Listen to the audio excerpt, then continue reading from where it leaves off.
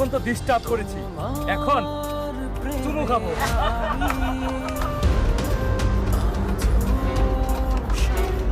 কিসে ভাই চুমু দিবেন মানে? হ্যাঁ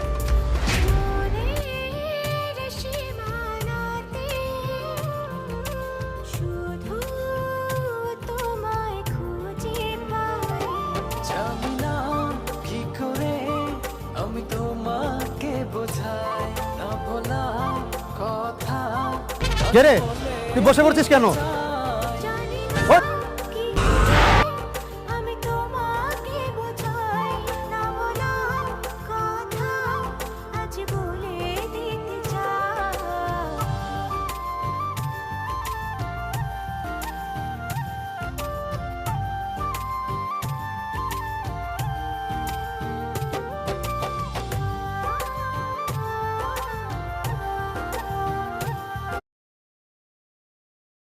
আর কখন এরকম করবো না, ওদের মাফ করে দেখ ভাই।